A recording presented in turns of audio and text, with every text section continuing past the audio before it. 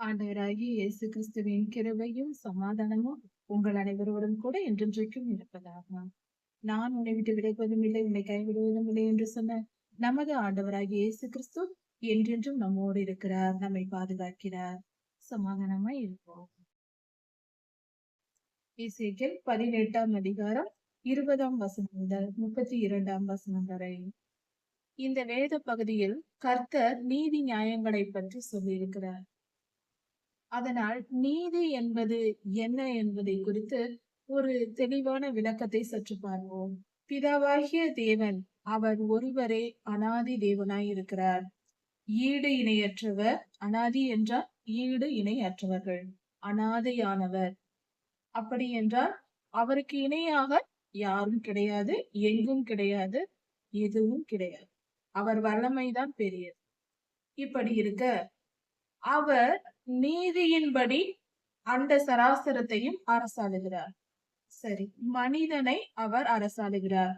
மனிதனுக்கு நீதியின்படி நியாய தீர்ப்பு செய்வார் என்பதையும் செய்து கொண்டிருக்கிறார் என்பதையும் நாம் அறிவோம்.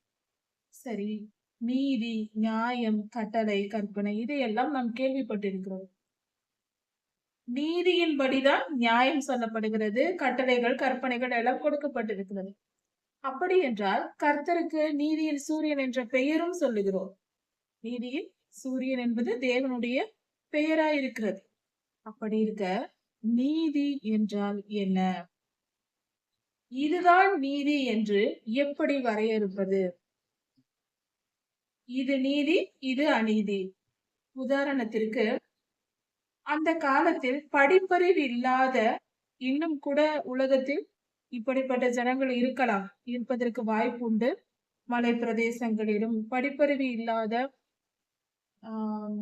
மிகவும் பின்தங்கிய நிலையில் இருக்கிற ஜனத்தின் மத்தியில் பல ஏமாற்று வேலைகள் சமுதாயத்தில் இருக்கிறது. அதாவது பண விஷயங்களில் பணம் கணக்கீடு செய்யும் போது ஒரு சில ஊர்களில் கேள்விப்பட்ட ஒரு காரியம், 20 வரைக்கும் தான் எண்ணுவார்களாம் எண்ணிக்கையில். விவசாயிகள் தங்கள் பலனை கொண்டு வரும்போது அவர்கள் படிப்பறிவில்லாதவர்கள், எண்ணிக்கை தெரியாதவர்கள் என்பதினால் 100 மூட்டை கொண்டு வந்தாலும், 101 மூட்டை கொண்டு வந்தாலும் கூட 20 வரைக்கும் மட்டுமே எண்ணுவார்களாம். 20ற்கு பின்பு 1, 2, 3 என்று மீண்டும் எண்ணுவார்களாம். இப்படி செய்து செய்து ஏமாற்றி பெரும் கொள்ளை அடிப்பார்களாம் ஏழை விவசாயிகளை. விவசாயம் செய்து அந்த பொருளை கொண்டு வந்து கொடுக்கும் போது அந்த வியாபாரிகள் அவர்களை ஏமாற்றி பணம் பறித்து, ஏனென்றால் அவர்களுக்கு கணிதம் தெரியாது என்பதினால் அவர்களை ஏமாற்றி பணம் பறித்து கொள்ளையடித்துக் கொள்வார்கள். கேட்டால் அதுதான் அந்த ஊர் நீதி. அவர்களுக்கு அதுதான் நீதி. கொள்ளையடிப்பது தவறு இல்லை என்பது அவர்களுடைய நீதி. இப்படி ஒவ்வொரு ஊருக்கு ஒரு நீதி, ஒரு தேசத்திற்கு ஒரு நீதி, அவரவர் மனதில் தோன்றுகிற சட்டங்களை வைத்துக் கொண்டு இதுதான் நீதி, இப்படிதான் வாழ வேண்டும், இதுதான் என்று ஒவ்வொரு காரியத்திலும் வரையறை ஏற்படுத்திக் கொள்வது.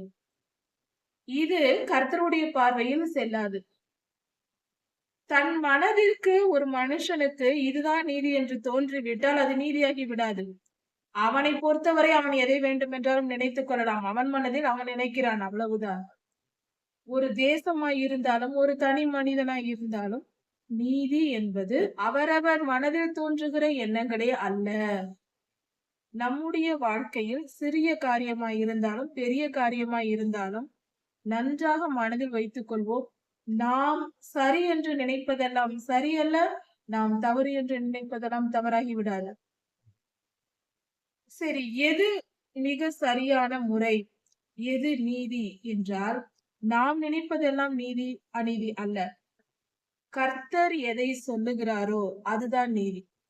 கர்த்தர் சரி என்று எதை சொல்லுகிறாரோ அது சரி, அதுதான் நீதி. கர்த்தர் எது சரியல்ல, இது அநீதி என்று சொல்லுகிறாரோ அதுதான் அநீதி. கர்த்தரின் வார்த்தைகளே நீதி உள்ளவைகள். அவர் எதை சொன்னாலும் சரி. ஒரு மனிதன் மிகவும் கடினமாய் உழைத்து பணம் சம்பாதித்து கொஞ்சம் கொஞ்சமாக பணத்தை சேர்த்து வைத்து ஒரு சிறிய நிலத்தை வாங்குகிறான். அந்த நிலத்தை வாங்கிய பின்பு மீண்டும் கடினமாய் உழைத்து பல வருடங்கள் உழைத்து சம்பாதித்து பணத்தை சேர்த்து ஒரு சிறிய வீட்டை கட்டுகிறான். மீண்டும் அதிக கடினமாய் உழைத்து சம்பாதித்து அந்த வீட்டிற்கு தேவையான பொருள்களை எல்லாம் வாங்குகிறான். இப்பொழுது அவன் அந்த வீட்டில் அமர்ந்திருக்கிறான். எந்த பொருளை எங்கு வைக்க வேண்டும் என்பது அந்த மனிதனுக்கு உரிமை இருக்கிறதா இல்லையா? அவன் சம்பாதித்து வாங்கின இடத்தில், அவன் சம்பாதித்த வீட்டில், அவனுடைய கடின உழைப்பால் கட்டின வீட்டில், அவனுடைய கடின உழைப்பால் வாங்கின பொருள்களை எங்கு எந்த பொருளை வைக்க வேண்டும், எதை எப்படி பயன்படுத்த வேண்டும் என்று முடிவெடுக்கும் உரிமை அந்த மனிதனுக்கு இருக்கிறது. இதை நாம் எல்லோரும் ஒப்புக்கொள்வோம் அல்லவா? அதுபோல அண்ட சராசரத்தையும் உண்டாக்கி அதில் வாழும் உயிரினங்களை உண்டாக்கி, பூமியில் வாழும் உயிரினங்களை உண்டாக்கி அவர்களுக்குள் மனித இனத்தை படைத்து மனிதனையும் அதற்குள் வைத்து நீ இப்படிதான் வாழ வேண்டும் என்று சொல்லுகிற உரிமை படைத்தவருக்கே உண்டு. அவர் எது சரி என்று சொன்னாலும் அது சரி. கர்த்தர் எதை நீதி என்று சொல்லுகிறாரோ அதுதான் நீதி. கர்த்தர் இது அநீதி என்று சொன்னால் அதுதான் அநீதி. அதை சொல்ல அவருக்கு உரிமை இல்லையா? அவரே சர்வலோகத்தின் அதிபதி, அதிகாரி. இதைதான் நாம் புரிந்து கொள்ள வேண்டிய காரியம். என் மனதிற்கு இதை தோன்றுகிறது, எனக்கு இது விருப்பமாயிருக்கிறது, இதுதான் சரி, அதுதான் சரி என்று நாம் நினைத்து கொண்டிருக்க கூடாது. என் வாழ்க்கை, என் உரிமை, நானே முடிவு செய்வேன். அதை சொல்லும் தகுதி உனக்கு ஏது? அப்படி யாருக்கும் எதுவும் கிடையாது. இதைதான் கர்த்தர் இங்கு நமக்கு வெளிப்படையாக இந்த அதிகாரத்தில் சொல்லிக் கொடுத்திருக்கிறார். ஒரு மனிதனுக்கு நீதி நியாயங்களை கடைபிடித்து, நீதி நியாயங்கள் என்றால் கர்த்தரின் வார்த்தைகள் ஒட்டு மொத்தமாக ஒரே வார்த்தையில் சொல்ல வேண்டும் என்றால் வேத வசனங்களை கடைபிடித்து வாழ்வதே நீதி. வேத வசனத்தை மீறி நடந்தால் அது அநீதி. அவ்வளவுதான். மிக சுருக்கமான விஷயம் இதுதான். இப்படி நாம் தெளிவாய் புரிந்து கொண்டு வேத வசனத்தை ஆராய்ந்து அறிந்து நம் வாழ்க்கையின் எல்லா தேவைகளுக்கும் வேண்டிய காரியங்களை வேத வசனம் நமக்கு போதிக்கிறது. நம்முடைய ஒரு மனிதனின் வாழ்க்கையில் எப்படிப்பட்ட சூழ்நிலைகள் வருமோ அவன் ஆயுள் காலம் முழுவதும் அத்தனை சூழ்நிலைகளை பற்றியும் வேத வசனத்தில் சொல்லப்பட்டிருக்கிறது. வேத வசனத்தில் சொல்லப்படாத எந்த ஒரு சூழ்நிலையும் எந்த மனிதனுக்கும் வருவதில்லை. எந்த காலத்தில் வாழப்போகிற மனிதனாய் இருந்தாலும் சரி, எந்த தேசத்து மனிதனாய் இருந்தாலும் சரி, எந்த கலாச்சாரத்தை பின்பற்றுகிறவனாய் இருந்தாலும் சரி, எல்லாவற்றிற்கும் எல்லா காலங்களில் வாழ்கிற எல்லா மனிதர்களுக்கும் தேவையான ஒரே ஃபார்முலாவாக எல்லா நீதி நியாயங்களையும் கற்பிக்கும்படியாக கர்த்தர் வேதவசனத்தை கொடுத்திருக்கிறார். அதுதான் வேதவசனத்தின் மகிமை. எல்லோருக்கும் பொருந்தும், எல்லா காலத்திற்கும் பொருந்தும். பொருந்தாது என்று சொல்லக்கூடியவர்கள் யாருமே இல்லை, எப்பொழுதும் இல்லை, இனி இருக்க போவதும் இல்லை. அதுதான் கர்த்தருடைய வல்லமையுள்ள வார்த்தை. புரிந்து கொள்வோம். கர்த்தரின் வசனத்தின்படி வாழ்வதே நீதி. கர்த்தருடைய கிருபையை புரிந்து அவர் கட்டளைகளுக்கு கீழ்ப்படிந்து வாழ்வதே நீதி. மீறினால் அது பாவம். கர்த்தர் சொல்லுகிறார் 20ஆம் வசனத்தில், பாவம் செய்கிற ஆத்துமாவே சாகும். கர்த்தரின் வார்த்தையை மீறுகிற ஆத்துமா சாகும் என்றால், ஆத்துமா என்றால் உயிர். இவ்வுலக மரணம் அல்ல. இவ்வுலகத்தின் மரணம் எல்லோருக்கும் வரும், அது எல்லாருக்கும் தெரிந்தது. நீதியாய் வாழ்ந்தால் நீ என்ன சாகாமல் இருக்க போகிறாயா என்று தவறாய் புரிந்து கொள்ளக்கூடாது. வேத வசனத்தை சரியாய் புரிந்து கொள்ள வேண்டும். முதலில் வேத வசனத்தை சரியாய் புரிந்து கொள்ள வேண்டும் என்றால் ஆவி, ஆத்மா, சரீரம் என்ற 3 தன்மைகளையும் மனிதன் முழுமையாய் புரிந்து கொண்டால்தான் வேத வசனம் புரியும். அந்த அடிப்படை சத்தியத்தை தெரிந்து கொள்வது எல்லோருக்கும் அவசியம். பாவம் செய்கிற ஆத்மா சாகும். அப்படி என்றால் எந்த மனிதன் பாவம் செய்கிறானோ அவனுடைய உயிர், அவனுடைய மனம், அவனுடைய தனித்தன்மை வாய்ந்த தன்மை ஆத்மா. அதாவது சரீரம் மண்ணினால் உருவாக்கப்படுகிறது, ஆவி கர்த்தரிடத்திலிருந்து வருகிறது, ஆத்மா என்பதுதான் நம்முடைய தனித்தன்மை. அந்த தனித்தன்மை உள்ள அந்த ஆத்மா தான் மரணம் அடைந்ததும் ஆவியும் ஆத்மாவும் கர்த்தரிடத்தில் செல்லும். ஆவி கர்த்தரோடு இணைந்து விடும். ஆத்மா, பாவம் செய்கிறவர்களுடைய ஆத்மா பாதாளத்தில் தள்ளப்படும். பரிசுத்தமான ஆத்மா பரலோகத்தில் தங்கும் இடத்தில் வைக்கப்படும். இப்படிதான் கர்த்தர் சேர்த்துக் கொள்வார். அதை நாம் புரிந்து கொள்வோம். மிருகங்களின் ஆத்துமா பாதாளத்திற்கு செல்லும் இறந்த உடனே. எல்லா உயிரினங்களும் மனிதனை தவிர எல்லாம் பாதாளத்திற்கு செல்லும் என்றும் வேதம் சொல்லுகிறது சங்கீத புஸ்தகத்தில். இதுதான் ஆத்துமாவின் முடிவு. ஆத்துமா சாகும் என்றால் இரண்டாம் மரணத்தை குறிக்கிறது. ஏனென்றால் முதல் மரணத்தில் உடலை விட்டு ஆத்மா பிரியுமே தவிர அழியாது. ஆத்மா உயிரோடு தான் இருக்கும். அது அப்படியே ஜீவனோடு இருக்கும். ஜீவன் தான் அந்த ஆத்மா. நம்மை போலவே நம் முகம் எப்படி இருக்கிறதோ, நம் உருவம் எப்படி இருக்கிறதோ, நம் கண்ணாடியில் பார்த்தால் அதுதான் ஆத்மா. அப்படிதான் இருக்கிறது. இரண்டாம் மரணத்தில் செத்து போகும். அதாவது பாவம் செய்து வாழ்ந்தால் ஒரு மனிதன் இறந்த பின்பு அவனுடைய ஆவி பாதாளத்தில் அடைக்கப்படும். பாதாளம் என்பது ஒரு ஜெயில் போல. அங்கு சேர்த்து வைக்கப்படும். இறந்தவர்கள் தீய மனிதர்களின் ஆத்துமாக்கள் சேர்த்து வைக்கப்படும். அது முடிவல்ல. அங்கு சேர்த்து வைக்கப்பட்ட ஆத்துமா கர்த்தருடைய நியாய தீர்ப்பு நாளில் மீண்டும் எழுப்பப்பட்டு அந்த பாதாளம் அக்னி கடலில் போட்டு அழிக்கப்படும். அப்பொழுதுதான் அந்த ஆத்துமா சாகும். அது வரைக்கும் அந்த பாதாளத்தில் இருக்கும். தீயவர்களின் ஆத்துமா இந்த உலகை விட்டு இறந்திருந்தாலும் அவர்கள் பாதாளத்தில் அவர்கள் உயிர் வாழ்ந்து கொண்டுதான் இருக்கிறது. இதை நாம் சரியாக புரிந்து கொள்ள வேண்டும். பாவம் செய்கிற ஆத்துமா சாகும் என்றால் இந்த உலகத்தில் பாவம் செய்து மரித்தால், கடைசி வரைக்கும் பாவியாகவே வாழ்ந்து மரித்தால் அவர்கள் பரலோகம் போக முடியாது. அவர்கள் அக்னி கடலுக்கு போய் சேர்வார்கள் என்று பொருள். குமாரன் தகப்பனுடைய பாவத்தை சுமப்பதும் இல்லை, தகப்பன் குமாரனுடைய பாவத்தை சுமப்பதும் இல்லை என்று கர்த்தர் சொல்லுகிறார். ஒரு அப்பா பாவம் செய்தால் அந்த பாவத்தை மகன் மேல் கர்த்தர் தண்டிக்க மாட்டார். மகன் செய்த பாவத்தை தகப்பனை அப்பாவை தண்டிக்க மாட்டார். இப்படி நடக்காது என்று கர்த்தர் சொல்லுகிறார். அவரவர் செய்த பாவ புண்ணியங்களை அவரவரை கேட்கும். நீதிமானுடைய நீதி அவன் மேல்தான் இருக்கும். ஒரு மனித நீதிமானாய் வாழ்ந்தால் அவனுடைய நீதி அவனுக்கே சொந்தமாகிறது. அதுதான் சொத்து. இந்த உலகத்தில் நாம் சம்பாதித்து கொண்டு போகிற ஒரே சொத்து நம்முடைய நீதி. ஞானம் உள்ளவர்கள், நல்ல குணம் உள்ளவர்கள் ஆதி முதல் அந்த காலம் முதல் இன்று வரை நீதிமானாய் வாழ்வார்கள். எதை கொண்டு போகிறோம்? நம்முடைய புண்ணியத்தை தான் கொண்டு போகிறோம் என்று சொல்வார்கள். புண்ணியம் என்றால் நீதி. நாம் எந்த அளவுக்கு நீதி நியாயங்களோடு வாழ்கிறோமோ அந்த நீதிதான் நாம் சுமந்து போகும் ஒரு பெரிய கிரீடமாய் இருக்கும். பரலோகத்திற்கு நாம் எடுத்து போவோம். இந்த உலகத்தில் நம் வாழ்நாள் முடிந்தாலும் நாம் நித்திய ஜீவனுக்குள் போய் சேர முடியும். இந்த நீதி நிமித்தம் தான் நாம் நித்திய ஜீவனுக்குள் போக முடியும். அதுதான் நம்முடைய சொத்தாக நமக்கு கூட வரும். அதாவது நாம் செய்கிற இங்க இருக்கிற கர்த்தருக்கு கீழ்ப்படிந்து செயல்படுகிற காரியங்களுக்கு ஏற்ற பலனாகவும் அதற்குரிய நீதி நியாயங்கள் கீழ்ப்படிதல் போன்ற காரியங்களுக்கு பலன் பரலோகத்தில் நமக்கு சொத்தாக சேர்த்து வைக்கப்படும். நீதி நம்மை விட்டு எங்கும் போவாது. நம்முடைய நீதி நம் மேல் இருக்கும் எப்பொழுதும். நமக்கென்று நாம் சேர்த்து வைக்கும் சொத்து அதுதான். அதே போல துன்மார்க்கனுடைய துன்மார்க்கமும் அவன் மேல் இருக்கும். ஒருவன் தீயவனாய் வாழ்கிறான், பாவம் செய்து பிறரை துன்பப்படுத்தி வாழ்ந்தால் அவனுடைய துன்மார்க்கமும் அவன் மேல்தான் இருக்கும். அதற்குரிய பலனாக அவன் அக்னி கடலில் போடப்பட்டு அதன் பலனை அவன் அனுபவித்துக் கொண்டிருப்பான் என்பது பொருள். ஒரு மனிதன் இருக்கிறான், அவன் தீமை செய்து வாழ்கிறவனாய் இருக்கிறான். அப்படி இருக்கும் பொழுது அவன் மனம் திரும்பி தன்னுடைய தீய வழியை விட்டு விலகி தன் பாவத்தை எல்லாம் விட்டு பரிசுத்தமாகி நல்லபடியாக வாழ வேண்டும் என்று மனம் திரும்புகிறான்.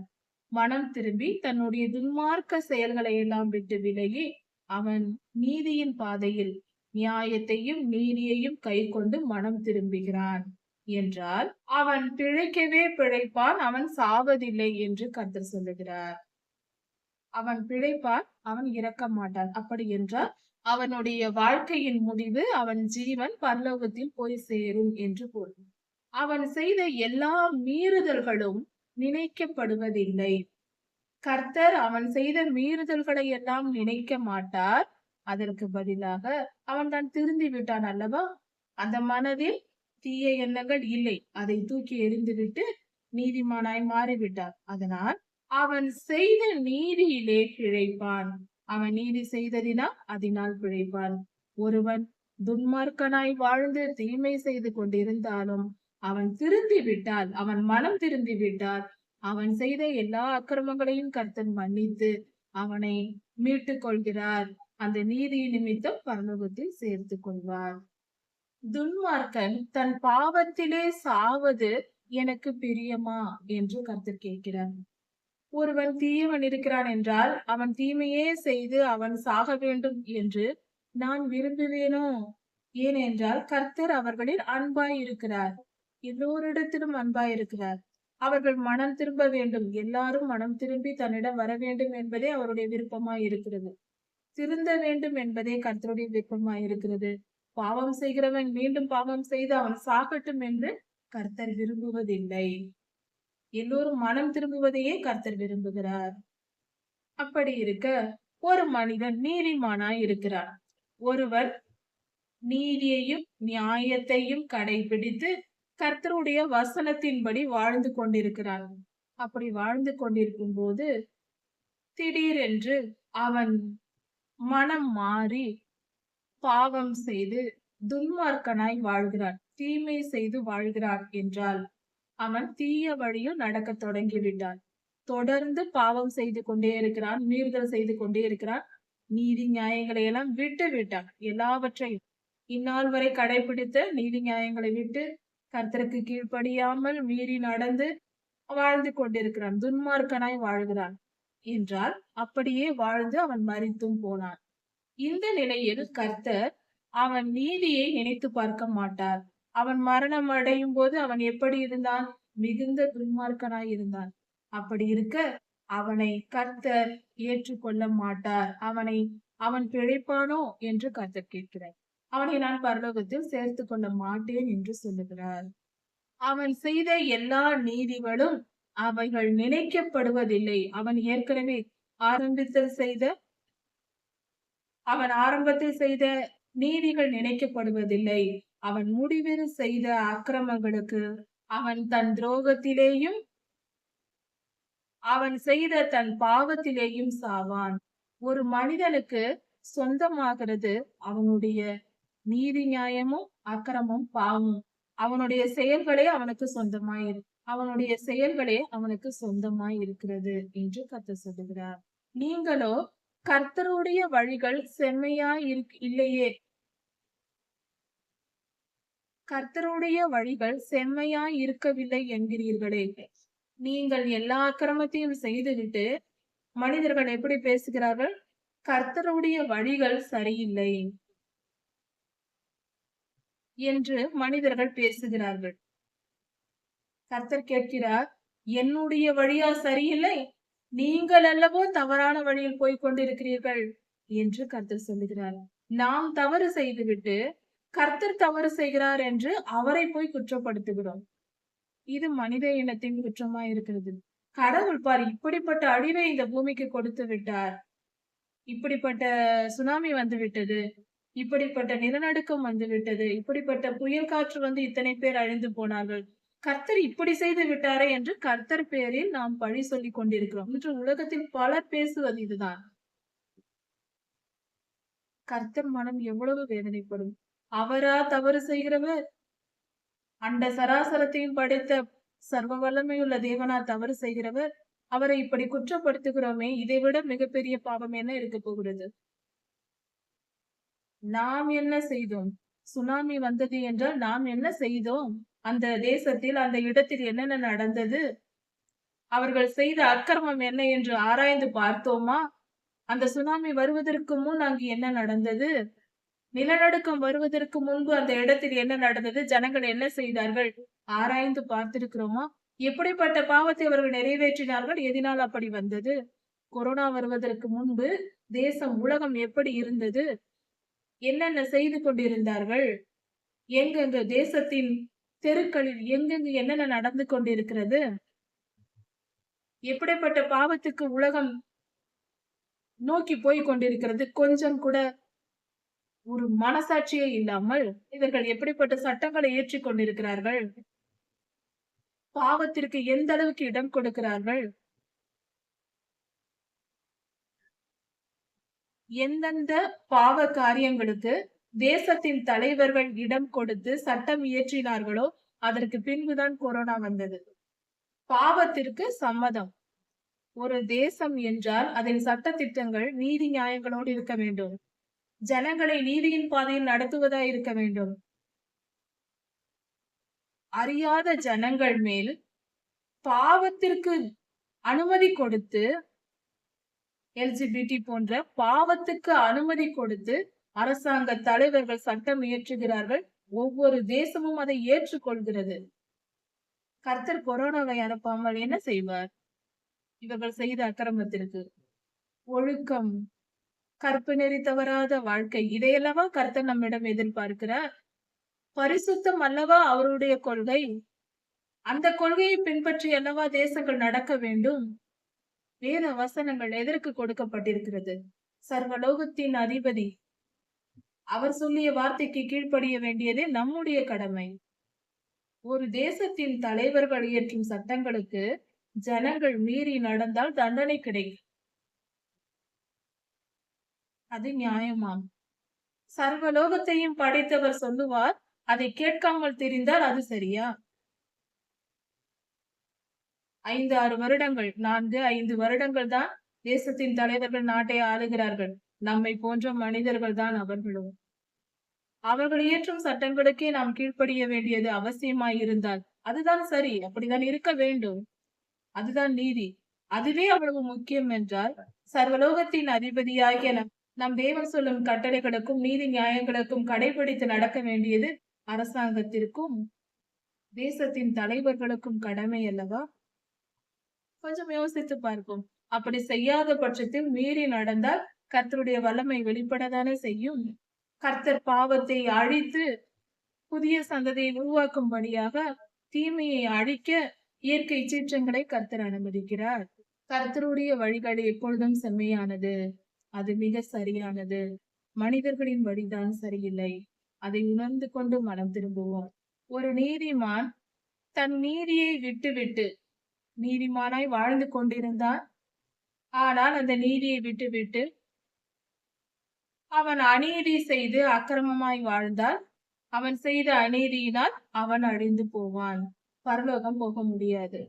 துன்மார்க்கனாய் இருப்பவன், பாவம் செய்து வாழ்ந்து கொண்டிருப்பவன் தன் துன்மார்க்கத்தை விட்டுவிட்டு பாவத்தை எல்லாம் விட்டுவிட்டு நீதியும் நியாயமும் செய்து திருந்தி வாழ்ந்தானால் அவன் பிழைக்கவே பிழைப்பான். பரலோக ராஜ்யத்திற்குள் நிச்சயம் சேர்வான் என்று கர்த்தர் சொல்லுகிறார். அந்த மனிதன், அந்த துன்மார்க்கனாய் இருந்து திருந்தி நீதிமானாய் மாறியவன் எச்சரிப்பை அடைகிறான். ஐயோ, நாம் பாவம் செய்து கொண்டிருக்கிறோமே, கர்த்தர் நம்மை அழித்து விடுவார், நம்மை அழித்து விடுவார், நாம் இப்படி செய்யக்கூடாது என்று உணர்ந்து எச்சரிப்பை பெற்று அக்னி கடலுக்கு போய்விடக் கூடாது, தண்டனை நமக்கு வந்துவிடும் என்று எச்சரிப்பை அடைந்து கர்த்தருடைய வல்லமையை புரிந்து கொண்டு ஏற்றுக்கொண்டு தெய்வம் நம்மை கொன்றுவிடும் என்று பயந்து தெய்வ பயத்தோடு அவன் திருந்தி நீதியும் நியாயமும் செய்வதினால் அவன் காப்பாற்றப்பட்டு பரலோக ராஜ்யத்திற்குள் சேர்க்கப்படுவான். இந்த இடத்தில் கர்த்தருக்கு பயப்படும் பயம் அவனுக்கு இருக்கிறது. அதனால் அவன் காப்பாற்றப்படுகிறான். ஆனால் நீதிமானாய் வாழ்ந்து துன்மார்க்கனாய் மாறுகிறவன் கர்த்தருக்கு பயப்படாமல் போகிறான். அதனால் கர்த்தர் அவனை அழித்து போடுகிறார். கர்த்தர் மீண்டும் சொல்லுகிறார், இஸ்ரவேல் வம்சத்தாரே, என் வழிகள் சரியில்லை என்று நீங்கள் சொல்லுகிறீர்கள். என் வழியா சரியில்லை, உங்கள் வழிதான் சரியில்லாமல் போகிறது என்று கர்த்தர் சொல்லுகிறார். அதனால் நீங்கள் இப்படி சொல்லுகிறதினால் இஸ்ரவேல் வம்சத்தாரே, இஸ்ரவேல் வம்சத்தில் பிறந்தவர்களே, நீங்கள் போகிற உங்களுடைய வழிகளின்படியே நான் உங்களுக்கு நியாயம் தீர்ப்பேன். நீங்கள் எப்படி நீங்கள் உங்கள் வழிகளில் செல்லுகிறீர்களோ அப்படியே நானும் உங்களை நியாயம் தீர்ப்பேன் என்று கர்த்தர் சொல்லுகிறார். நீங்கள் மனம் திரும்புங்கள், உங்களுடைய எல்லா துன்மார்க்கத்தையும் அக்கிரமத்தையும் விட்டு விலகி மனம் திரும்புங்கள் என்று கர்த்தர் சொல்லுகிறார். அப்பொழுது உங்கள் அக்கிரமம் உங்கள் கேட்டுக்கு காரணமாய் இருக்காது. உங்களுக்கு தீமை வருவதற்கு காரணமாய் உங்கள் அக்கிரமங்களை இருந்துவிடும். அதனால் திருந்தி விடுங்கள் என்று கர்த்தர் சொல்லுகிறார். நீங்கள் துரோகம் பண்ணின எல்லா துரோகங்களையும் உங்களை விட்டு விலக்கி போட்டு எல்லாவித பாவங்கள் 10 கட்டளைகளையும் மீறி நடந்தீர்கள் அல்லவா, அதை எல்லாவற்றையும் உங்களை விட்டு தூக்கி போட்டுவிட்டு மனம் திருந்தி வாருங்கள். உங்களுக்கு புதிய இருதயத்தையும் புதிய ஆவியையும் உண்டு பண்ணிக் கொள்ளுங்கள். உங்கள் மனநிலை முழுமையாய் மாறட்டும். இஸ்ரவேல் வம்சத்தாரே, நீங்கள் ஏன் சாக வேண்டும் என்று கர்த்தர் கேட்கிறார். இப்படியே பாவத்தில் வாழ்ந்து ஏன் நீங்கள் அழிந்து போகிறீர்கள்? ஏன் அழிய வேண்டும்? திருந்துங்கள் என்று கர்த்தர் சொல்லுகிறார். திருந்தினால் காப்பாற்றப்படுவீர்கள் என்று வாய்ப்பு கொடுக்கிறார். மனம் திரும்புங்கள், அப்பொழுது பிழைப்பீர்கள். நீங்கள் திரும்பி வாழுங்கள், பிழைத்துக் கொள்ளலாம். என்னிடத்தில் நீங்கள் வரலாம், பரலோகம் சேர்த்துக் கொள்வேன், நித்திய ஜீவனை உங்களுக்கு தருவேன் என்று கர்த்தர் சொல்லுகிறார். சாகிறவனுடைய சாவை நான் விரும்புவதில்லை என்று கர்த்தர் சொல்லுகிறார். யாரும் மரணம் அடைந்து அழிந்து போவதை நான் விரும்புவதில்லை. எல்லோரையும் காப்பாற்றவே கர்த்தர் விரும்புகிறார். நாம் தான் விலகி விலகி பாவத்துக்கு நோக்கி மனித இனம் சென்று விடுகிறது. இப்படி கர்த்தர் நம்மை வழிநடத்துகிறார். நீதி நியாயங்களை நமக்கு கற்பித்திருக்கிறார். கர்த்தருடைய வழிகள் எப்பொழுதும் செம்மையானவை, நல்ல வழிகள், சிறந்த வழிகள், செழிப்பான வழிகள், அவை மிக மிக சிறந்தது. நம்முடைய வழிகள் தான் தவறாயிருக்கும். அதனால் நாம் திருந்தி கர்த்தருக்கு பிரியமாய் நடப்போம். கர்த்தருடைய ராஜ்யத்தை சுதந்திரித்துக் கொள்வோம். அவர் திருப்பாதங்களை சென்று அடைந்து அவருடைய ராஜ்யத்தில் நாம் பங்கு பெறுவோம். எசேக்கியேல் 19ஆம் அதிகாரம். இந்த வேத பகுதியில் இஸ்ரவேலர்களின் செயல்களை குறித்து கர்த்தர் ஒரு உவமையாக, சிங்க கூட்டத்தின் உவமையாக சொல்லியிருக்கிறார். அதாவது இஸ்ரவேலர்களில் 12 கோத்திரத்தார், கர்த்தரால் தெரிந்து கொள்ளப்பட்ட இஸ்ரவேல் என்னும் யாக்கோபையாவின் பிள்ளைகள் 12 பேர். அவர்கள் 12 பேர்களின் மூலமாக வளர்ந்த அவர்கள் 12 பேரும் கோத்திர பிதாக்களாய் இருக்கிறார்கள். அவர்களுடைய பிள்ளைகள் இஸ்ரவேலர்களாய் இருக்கிறார்கள். இந்த நேரத்தில் 12 கோத்திரத்தாரில் ஒரு கோத்திரத்தை மட்டும் கர்த்தர் தமக்கென்று பிரித்தெடுத்தார்.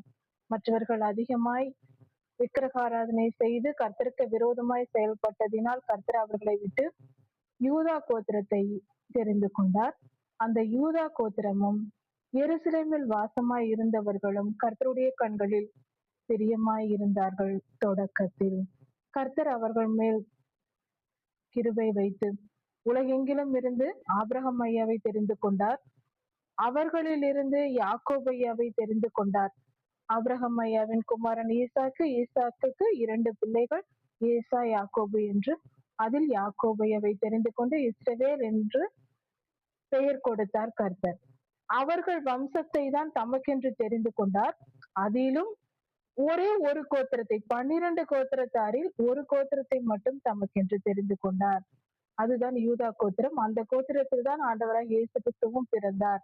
அவர்கள் ராஜரீக அரசாளுகை செய்யும்படியாக அந்த கோத்திரத்தை தெரிந்து கொண்டார். ஏனென்றால் அவர்களிடத்தில் காணப்பட்ட நீதி நியாயம் கர்த்தருடைய கண்களுக்கு பிரியமாய் இருந்தார்கள். ஆனால் இது ஆரம்பத்தில் தான். அடுத்தது கர்த்தர் அவர்களை நம்பி அவர்களுக்கு மிகுந்த ஆசீர்வாதத்தை கொடுத்திருந்தார். யூதா தேசத்தில், யூதேயா எனும் தேசத்தில் அவர்கள் குடியிருந்தார்கள். யூதா கோத்திரத்தார் எருசலேமிலும் குடியிருந்தார்கள். எருசலேம் எல்லாம் ஒன்றாய் இருக்கிறது. எருசலேம் நகரம் தான் தேவாலயம் கர்த்தருக்கு கட்டப்பட்ட இடம். அந்த இடத்தில் இருந்தார். தாவீது ஐயாவின் கோத்திரமும் யூதா கோத்திரம் தான். ஆண்டவராக இயேசு கிறிஸ்து பிறந்ததும் யூதா கோத்திரத்தில் தான். இப்படி இருக்க ஒரு காரியம் நடக்கிறது. இஸ்ரவேலர்கள் என்ற யூதா கோத்திரத்தில் கர்த்தருடைய கண்களில் பிரியமாய் இல்லாமல் அவர்கள் அக்கிரமம் செய்தார்கள். அவர்கள் எல்லா ஜனங்கள், உலகத்தில் இருக்கிற மற்ற கர்த்தரை அறியாதவர்களும் கர்த்தரோடு உடன்படிக்கை செய்யாத மற்ற ஜனங்களை காட்டிலும் கேடாய் நடந்தார்கள் என்று கர்த்தர் சொல்லுகிறார். கர்த்தர் தமக்கென்று தெரிந்து கொண்டு அவர்களை பரிசுத்தப்படுத்த விரும்புகிறார். அவர்களுக்கு சகல ஆசீர்வாதங்களையும் கொடுக்க விரும்புகிறார். அவர்களை ஆசீர்வதித்து தம்முடைய ஜனமாக வைத்து அவர்களை சிறப்பாக வாழ வைத்து பரிசுத்தப்படுத்தி நித்திய ஜீவனுக்குள் சேர்த்து கொள்ள வேண்டும், பரலோகத்தில் சேர்த்து கொள்ள வேண்டும் என்பதே கர்த்தருடைய விருப்பமாய் இருக்கிறது. ஆனால் அவர்களோ இந்த உலகத்தாரை பார்த்து அவர்கள் செய்கிற காரியங்களை எல்லாம் செய்து கொண்டு அவர்களை விட கேடாய் நடந்தார்கள் என்று சொல்லும்படி, கர்த்தரே சொல்லும்படி நடந்து கொண்டார்கள். இது நிமித்தம் கர்த்தர் அவர்கள் மேல் கோபம் கொண்டார். அவர்கள் செய்த அக்கிரமங்களும் துன்மார்க்க செயல்களும் அநேகம் அநேகம். புறஜாதியார் அவர்களின் நீதியே பரவாயில்லை, அதை காட்டிலும் இவர்கள் அக்கிரமத்தில் பெருகிவிட்டார்கள் என்று கர்த்தரே சொல்லுகிறார். அதை குறித்து இந்த வேத பகுதி தெளிவாய் சொல்லுகிறது. இப்படி அவர்கள் வாழ்ந்து வரும் காலத்தில்தான் கர்த்தர் அவர்களுக்கு நியாய தீர்ப்பை கட்டளையிடுகிறார். பல தீர்க்கதரிசிகள் மூலமாக பல நூற்றுக்கணக்கான வருடங்கள் அவர்களை எச்சரிக்கை செய்கிறார். மனம் திரும்புங்கள், இந்த பாவத்தை விட்டு விலகுங்கள் என்று ஒவ்வொரு தீர்க்கதரிசியாக எழுப்பி எழுப்பி பல தீர்க்கதரிசிகளை எழுப்பி கர்த்தர் அவர்களுக்கு எச்சரிக்கை கொடுக்கிறார். மனம் திரும்பும்படி ஆலோசனை சொல்லுகிறார், கட்டளை இடுகிறார். எவ்வளவு செய்தாலும் தீர்க்கதரிசிகள் தீர்க்க தரிசனம் சொன்னால் அவர்களை கொடுமைப்படுத்துவது, அவர்களை கொன்று போடுவது, கர்த்தருக்கு பிரியமாய் கர்த்தருடைய சித்தத்தை செய்ய வந்த ஊழியர்களாகிய தீர்க்கதரிசிகளை கொன்று போடுவது, இப்படிப்பட்ட நிலையெல்லாம் இப்படிப்பட்ட பாவங்களை எல்லாம் இவர்கள் செய்தார்கள். இது நிமித்தம் கர்த்தர் பல நூற்றுக்கணக்கான வருடங்கள் எச்சரிக்கை செய்த பின்பு அவர்கள் திருந்தாத பட்சத்தில் அவர்களை நியாயம் தீர்க்கிறார், அவர்களுக்கு தண்டனை கொடுக்கிறார். இனி இந்த ஜனங்களை நான் விட்டு வைக்க அடுத்த சந்ததியையாவது நான் பரிசுத்தமாய் எழுப்ப வேண்டும், சுத்திகரிக்க வேண்டும். சுத்திகரிக்கப்பட்ட பரிசுத்த ஜனமாக அடுத்த சந்ததியாவது கர்த்தருக்கு தேவை. அதற்காக கர்த்தர் அதை நான் உருவாக்குவேன் என்று பாவம் செய்கிற இந்த தலைமுறை யூதர்களையும் எருசலேமில் வாழ்கிறவர்களையும் எருசலேமின் குடிகளையும் கர்த்தர் அழித்து போடுகிறார். அவர்களை பொல்லாப்புக்கு, எகிப்து ராஜாவுக்கும் பாபிலோனின் ராஜாவுக்கும் துன்மார்க்கர் கையிலும் ஒப்பு கொடுத்து அவர்களை விலக்கி விடுகிறார். அவர்கள் எருசலேமிலும் யூதேயா தேசத்திலும் தெருக்கள் தோறும் விக்கிரக ஆராதனை செய்து பலிபீடங்களை கட்டி விக்கிரகங்களை கொண்டு வந்து வைத்து அந்த தேசத்தையும் வீணாக்கி விட்டார்கள், கர்த்தருக்கு அருவருப்பாக்கி விட்டார்கள். அதனால் கர்த்தர் பாபிலோனின் ராஜாவின் கையில் ஒப்பு கொடுத்து அந்த நகரத்தையே எருசலேம் நகரத்தையே சுட்டெரித்து போடும்படி செய்கிறார். தேவாலயமும் சூறையாக்கப்படுகிறது இவர்கள் செய்த அக்கிரமத்தின் நிமித்தம். ஏனென்றால் தேவாலயத்திலும் கொண்டு போய் இவர்கள் விக்கிரகங்களை வைத்து விட்டார்கள். அது நிமித்தம் கர்த்தர் ஒரு சுத்திகரிப்பை அக்கினியினால் சுத்திகரிக்கும்படியாக அதை நேபுகாத்நேச்சார் ராஜா கையில் ஒப்பு கொடுக்கிறார். அதை குறித்து இந்த வேத பகுதியில் உவமையாக கர்த்தர் பேசி இருக்கிறார். அதை கவனிப்போம். எருசலேமின் குடிகளின் மேல், எருசலேம் நகரத்திலும் யூதா தேசத்திலும் வாழ்ந்திருக்கிற பிரபுக்கள் பேரில் கர்த்தர் புலம்பல் பாடும்படி எசேக்கியேல் தீர்க்கதரிசியின் இடத்தில் சொல்லுகிறார். அவர்கள் பிரபுக்கள் எல்லாம் சேர்ந்து வந்து தீர்க்கதரிசி ஆகிய எசேக்கியேல் ஐயாவிடம் கர்த்தருடைய வார்த்தையை கேட்கும்படி வருகிறார்கள். அவர்களுக்கு கர்த்தர் சொல்லுகிற வார்த்தை ஒரு புலம்பல் பாடலாக, ஒரு உவமை பாடலாக இந்த வார்த்தைகளை கர்த்தர் கொடுக்கிறார் எசேக்கியேல் ஐயாவுக்கு. எருசலேம் நகரத்தை, யூதா தேசத்தை கர்த்தர் ஒரு பெண் சிங்கமாக உவமைப்படுத்தி சொல்லுகிறார். உன் தாய் எப்படிப்பட்டவள், அவள் சிங்கங்களுக்குள்ளே படுத்திருந்து பால சிங்கங்களின் நடுவிலே தன் குட்டிகளை வளர்த்தாள் என்று சொல்லுகிறார்.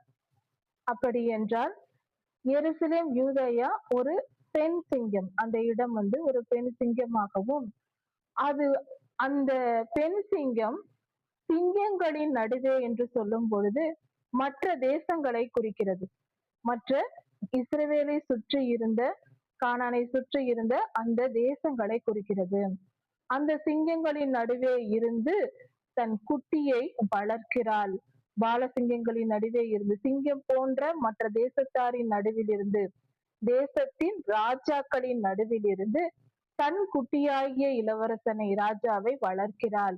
அப்படி என்றால் ஒரு ராஜா, அதாவது எருசலேமும் யூதேயா தேசமும் ஒரு பெண் சிங்கம் போலவும், அவள் வளர்க்கிற ராஜா, அதாவது யோவகாஸ் ராஜா, யோவகாஸ் என்னும் யூதாவின் ராஜாவை குறித்து சொல்லப்படுகிறது. அந்த ராஜாவை வளர்த்தாள் என்று.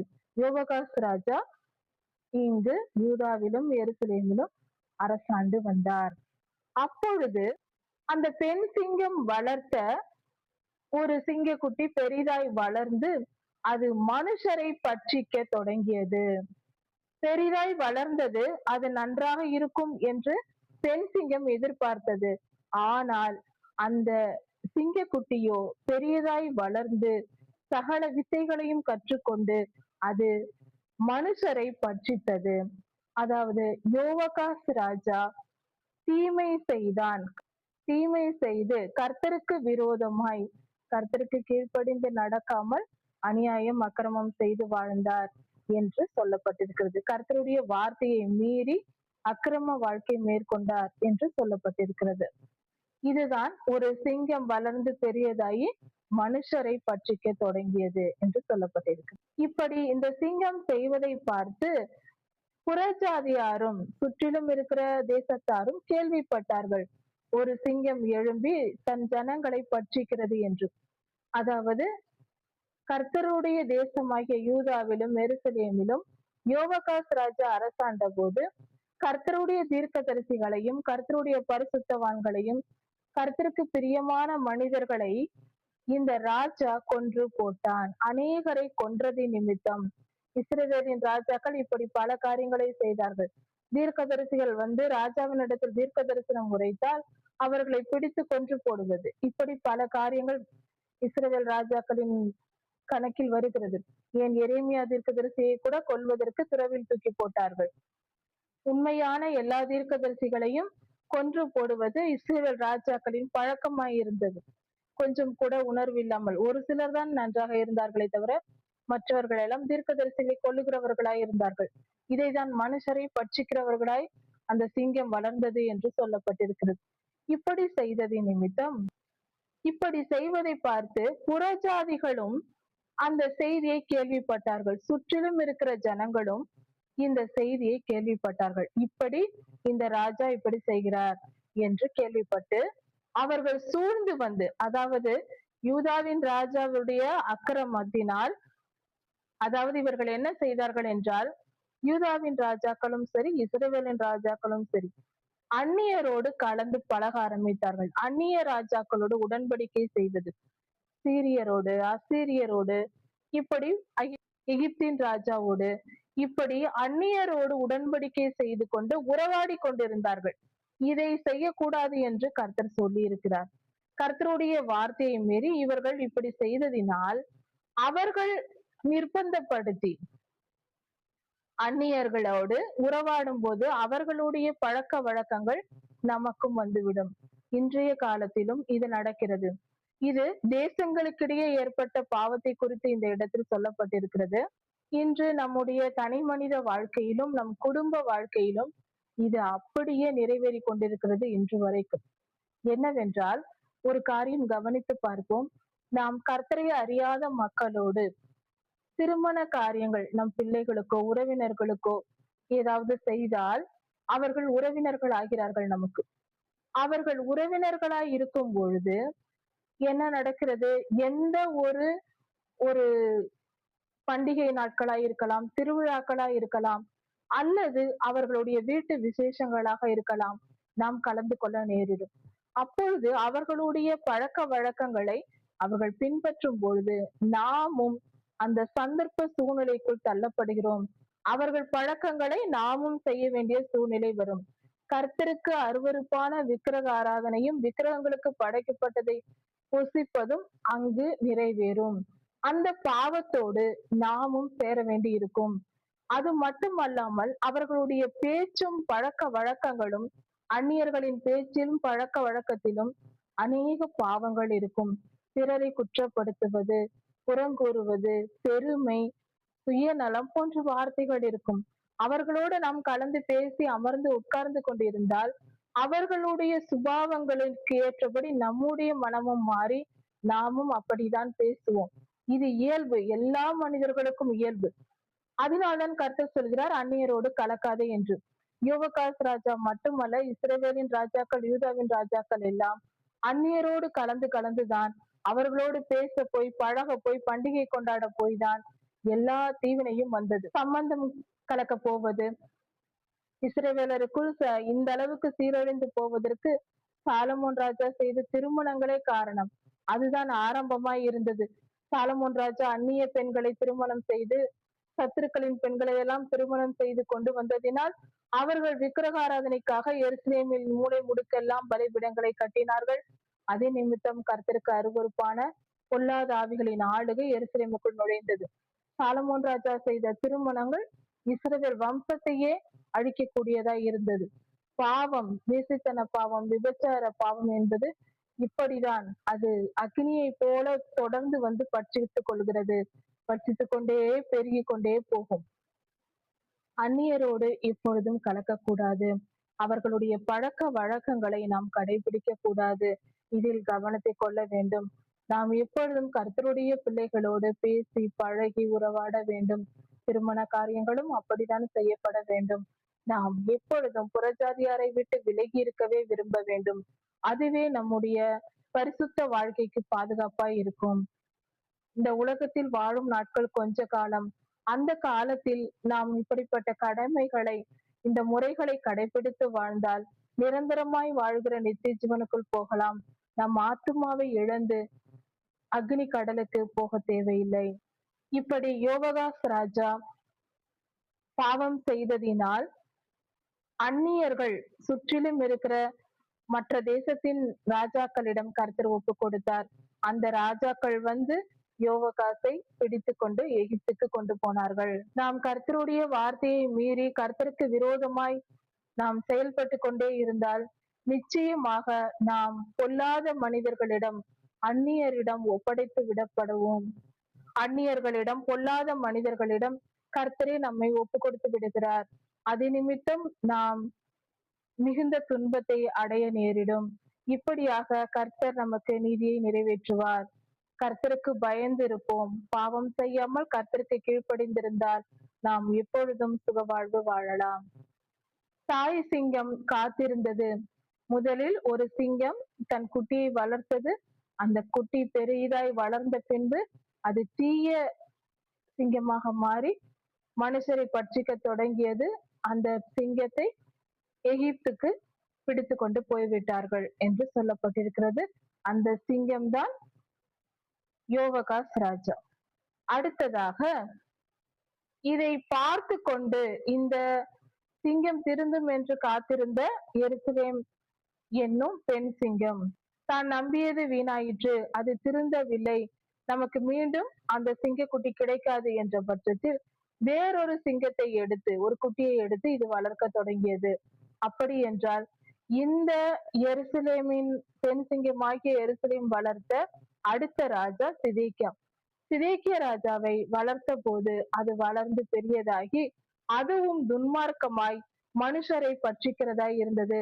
மனுஷரை கொன்று குவிக்கிற ஜனமாய் ராஜாவாய் சிதேக்கியா இருந்ததினால் கர்த்தருடைய நியாய தீர்ப்பு சிதேக்கியாவுக்கு வருகிறது.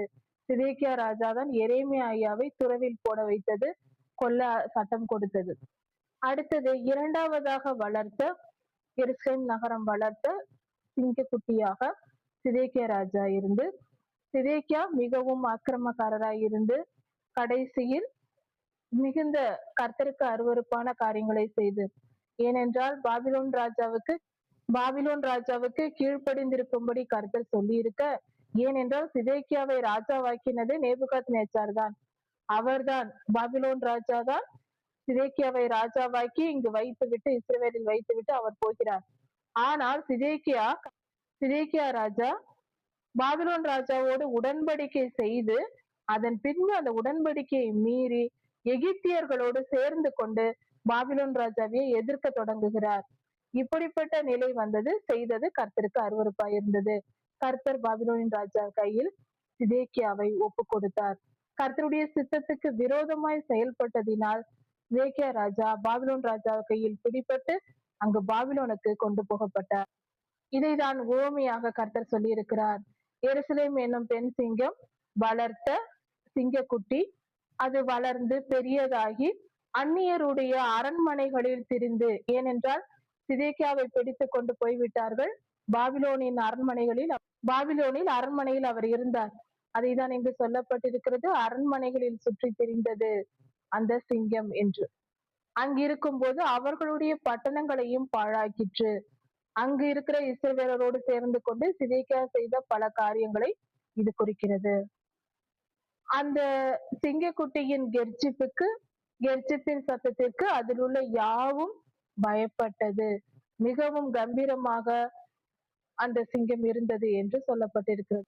இப்படி இருக்கும்போது சுற்றுப்புறத்தில் இருக்கிற, அதாவது இஸ்ரவேலின் அரண்மனை, யூதா தேசத்தின் அரண்மனையில் இருந்த சிதேக்கியா ராஜா மிகவும் பலத்து பெருத்து மற்றவர்கள் எல்லாம் பயப்படும்படியாக பயமுறுத்தி கொண்டு அரண்மனையில் திரிந்து கொண்டிருந்தார். அப்படி இருக்கும்போது கர்த்தருக்கு விரோதமாய் பாவம் செய்தார்.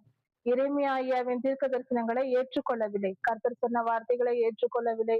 எசேக்கியேல் ஐயா சொன்னதை ஏற்றுக்கொள்ளவில்லை. எரேமியா ஐயாவுக்கு விரோதமாய் செயல்பட்டார்கள், பிடித்தார்கள், துன்பப்படுத்தினார்கள். எல்லா தீர்க்கதரிசிகளையும் அப்படித்தான் செய்வார்கள். இப்படி செய்தார்கள். இப்படி பலவிதமான தவறுகளை தொடர்ந்து செய்து பாபிலோன் ராஜாவோடு உடன்படிக்கை செய்து அந்த உடன்படிக்கையை மீறி போய் அதற்கும் கட்டுப்படாமல் இப்படி செய்ததினால் கர்த்தர் பாபிலோன் ராஜாவின் இடத்தில் ஒப்பு கொடுத்தார். சிதேக்கியாவை பாபிலோன் ராஜா வந்து பிடித்து கொண்டு போய்விட்டார். இனி சிதேக்கியா ராஜா இஸ்ரவேலுக்கு, அதாவது யூதாவுக்கு வராதபடிக்கு, எருசலேம் நகரத்துக்கு வராதபடிக்கு கர்த்தர் பிடித்து கொண்டு போக செய்தார். அது சங்கிலிகளினால் கட்டப்பட்டு சிதேக்கியா ராஜா பிடிக்கப்பட்டு போனார். கடைசியில் கொடுமைப்படுத்தி கொன்று போட்டார்கள். சிதேக்கியா ராஜாவின் மரணம் அப்படித்தான் இருக்கு. தேசத்தின் ராஜா அமைதியாய் கர்த்தருக்கு கீழ்ப்படிந்திருக்கும் போது நகரமும் யூதா தேசமும் சமாதானமாய் இருந்தது. அதை கர்த்தர் சொல்லுகிறார். பெண் சிங்கமாக எருசலேம் நகரத்தை உருவாக்கி ஓமையாக சொல்லுகிறார். தண்ணீர் ஓரமாய் வளர்ந்த திராட்சை செடியை போல, அதிக தண்ணீர் பாய்கிற திராட்சை செடியின் கனிகள் எப்படி இருக்குமோ, அதிகமாய் இருக்குமோ, அது போல உன் தாய் இருந்தால், அதாவது எருசலேம் நகரம் இருந்தது. அவ்வளவு செழிப்பான கனிகளை தருவது போல அநேகம் பரிசுத்தவான்களை சுமந்திருந்தது. ஆளுகை செய்கிறவர்களின் கொப்புகள் போல, ஒரு திராட்சை செடியின் கொப்புகள் அதிகமாக செழித்து வளர்ந்த செடியின் கிளைகள் எவ்வளவு பெரியதா இருக்குமோ, அந்த கொடி ஓடி இருக்குமோ, அது போல உன்னுடைய செழிப்பு இருந்தது என்று சொல்லுகிறார் கர்த்தர்.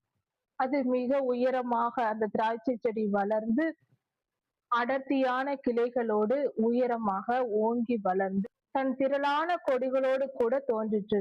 அநேகம் கொடிகளோட மிக செழிப்பாய் வளர்ந்திருந்தது அந்த திராட்சை செடி. இது எருசலேம் நகரத்தை குறிக்கும். ஆனாலும் அது உக்கிரமாய் பிடுங்கப்பட்டு தரையிலே தள்ளப்பட்டது. எருசலேம் நகரம் வீழ்த்தப்பட்டது, பாபிலோன் ராஜாவினால் வீழ்த்தப்பட்டதை சொல்லப்பட்டிருக்கிறது. கீழ்காற்றினால் அது தீர்ந்து போயிற்று. கீழ்காற்று என்று சொல்லும்போது கிழக்கு தேசத்திலிருந்து வந்த ராஜாக்கள் எருசலேமை சூறையாடினார்கள். அதை குறித்து இங்கு சொல்லப்பட்டிருக்கிறது. அதன் பலத்த கொப்புகள் உலர்ந்து போயின, அதன் கிளைகள் எல்லாம் உலர்ந்து போயிற்று. இப்பொழுதோ அது தண்ணீர் இல்லாத வனாந்திர பூமியில் நடப்பட்டிருக்கிறது. செழிப்பான இடத்தில் இருந்த திராட்சை செடி இப்பொழுது தண்ணீர் இல்லாத வறண்ட நிலத்தில் நடப்பட்டிருக்கிறது. அப்படி என்றால் எருசலேம் நகரம் முன்பு செழிப்பாய் இருந்தது. அங்கிருந்த ராஜாக்கள் செழிப்பாய் நல்லபடியாக ஆண்டார்கள். ஆனால் அவர்கள் பாவம் செய்தது நிமித்தம் எருசலேம் நகரம் பொல்லாத மனிதர்களின் ஆளுகைக்குள் விடப்பட்டு தகர்க்கப்பட்டது. இஸ்ரவேல் எனும் சாம்ராஜ்யம் இல்லாதபடிக்கு அந்நியர்கள் வந்து ஆண்டு கொள்ள தொடங்கினார்கள். அது தண்ணீர் இல்லாத வனாந்திர பூமியில் நடப்பட்டது என்று சொல்லியிருப்பது மத்திய கிழக்கு பகுதியில் அங்கிருக்கிற பாபிலோன் ராஜாவின் கையில் ஒப்பு கொடுக்கப்பட்டது. அது வறண்ட பிரதேசமா இருக்கிறது, செழிப்பான நிலம் அல்ல பாபிலோன் தேசம். அதை குறித்து சொல்லப்பட்டிருக்கிறது. அதன் கொடிகளில் உள்ள ஒரு கொப்பிலிருந்து ஒரு கனி உண்டாயிற்று. அந்த திராட்சை செடியின் ஒரு கொடியிலிருந்து அக்கினி புறப்பட்டு வந்து, அதாவது யூதா தேசத்தின் ஜனங்களின் அக்கிரமங்களின் நிமித்தம் அங்கிருந்து ஒரு அக்கினி புறப்பட்டு வந்து அவர்கள் அக்கிரமத்திற்கு ஏற்ற பலனாக கர்த்தர் அங்கிருந்து ஒரு பாவத்திற்கு ஒப்பு கொடுத்து அதன் கனியை பட்சித்தது. அப்படி என்றால் யூதர்கள் அநேகம் பேரை கொல்லப்படுவார்கள். அந்த தேசத்திலிருந்து புறப்பட்டவர்களை இப்படி செய்வார்கள். ஆளுகை செய்கிற செங்கோலுக்கு ஏற்ற பல கொப்பு இனி அதில் இல்லை என்று சொல் என்று கர்த்தர் சொல்லுகிறார். தேசம் மிகவும் பாழ்பட்டு தீமையால் நிறைந்திருக்கிறது, பாழ்பட்டு போயிற்று, அழிக்கப்பட்டு போயிற்று என்று சொல்லப்பட்டிருக்கு. இதுவே புலம்பலாய் இருக்கும் என்று கர்த்தர் சொல்லுகிறார். இஸ்ரவேல் தேசத்தின் நிலை, அவர்கள் என்ன செய்தார்கள் என்பதை உவமையாக கர்த்தர் இங்கு உருவகப்படுத்தி இருக்கிறார். இதில் பெண் சிங்கம் என்று சொல்லப்படுவது யூதா தேசத்தையும் எருசலேமையும் சொல்லப்பட்டிருக்கிறது.